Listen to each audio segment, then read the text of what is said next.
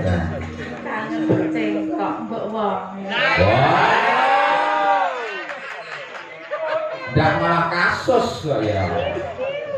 Ndak seminggu bisa ngirene suarane Mbak Sulis ning panggung saniki angel ketekane. Setahun pisan ora pas ngobrol iki ra iso. Enggak. Pokoknya jenengan nek Dan iki saged Mbak Sulis. Anu lho Mas ngapunten. Jadi ndak ngono repot. Enggak. Langgawe, Pak.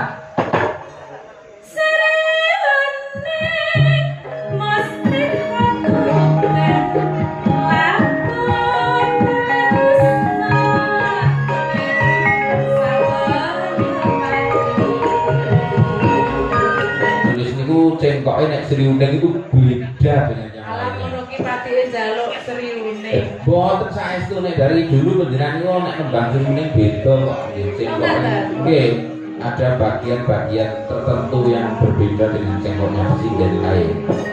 Nggih, kula niku nek anu kali jenengan nggih ngoten niku lho Mas. Wonten bagian-bagian tertentu sing kula remen kali jenengan. Wah, iya lagi lho, lagi. Tenang iki. Iki iso wah, iso ngentekke dalangan tenang iki. Nggih. Sinten to niku cewek ten wingi ki jenengan niku? Lah niku anak kula ya. Kok yo nderek to, Nduk.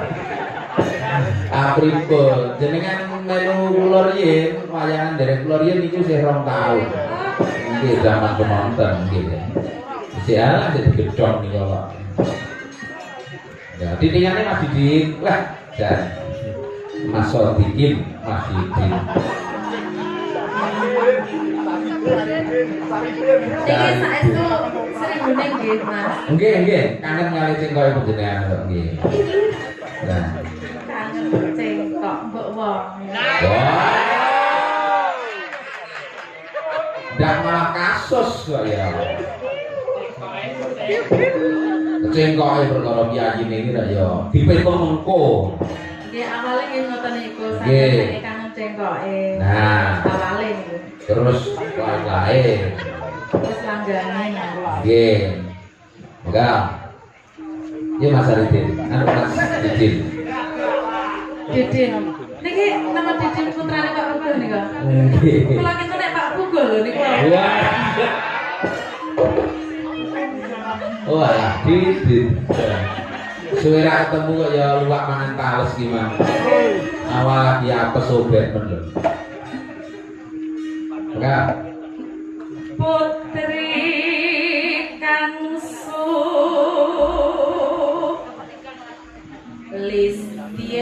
Listien Warni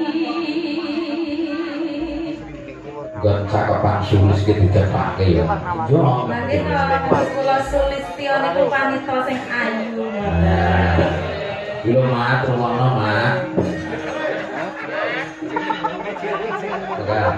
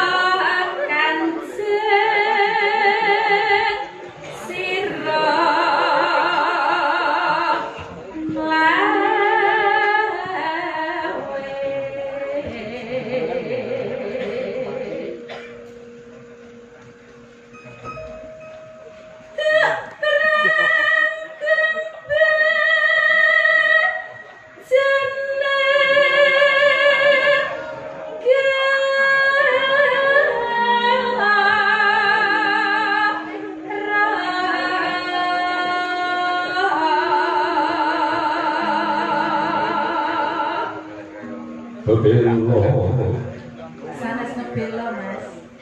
Tapi bu, Bebelo. lagi. Jeneng kula kok ngebelo. Oh, ngebelo iki nek pun rampung lho tak anu. Bebelo wira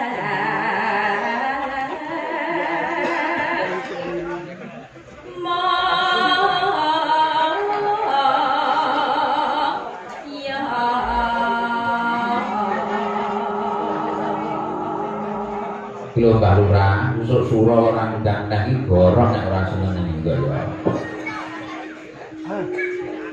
Tanmurong sriune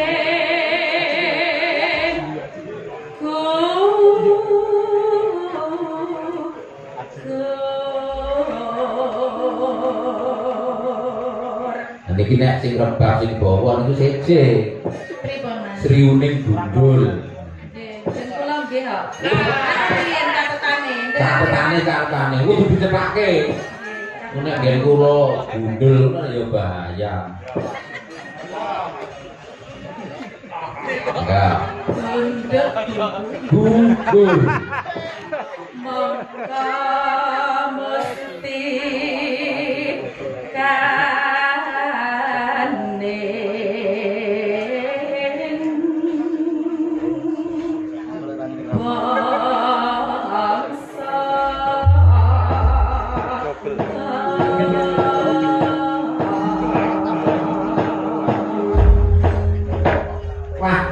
rasa kangen tenan ya nduk iya Pak ya. Wah, ngene iki biyen ndak seminggu pisan mirenge suarane Mbak Sulis ning panggung saniki angel ketekane. Setahun pisan nek ora pas sama prei ra ijo. Enggak. Pokoke jenengan nek wonten jam mengke panjenengan calling-calling kula tak sempat-sempat niku. Wes. Anggil ngajak kula WA lho janjane iki. Satu Mbak Sulis. Anu Mas ngapunten. Jadi enggak ngono repot.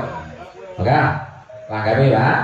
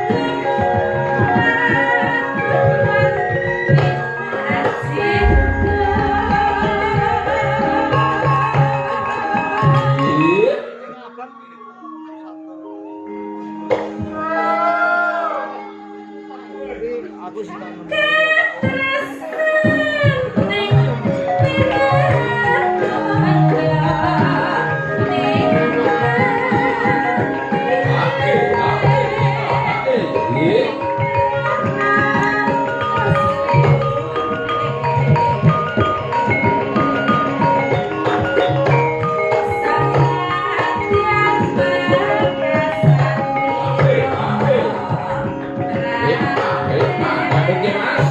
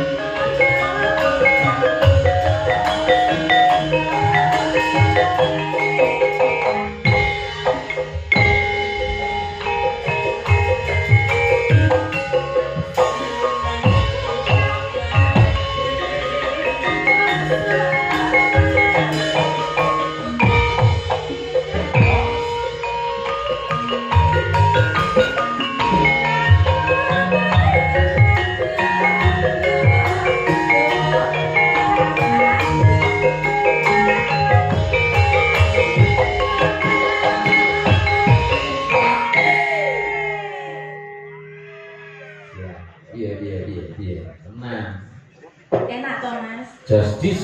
Nggih, becik derek melih nggih kula. Oh nggih, anggere panjenengan iso kula nggih mawon.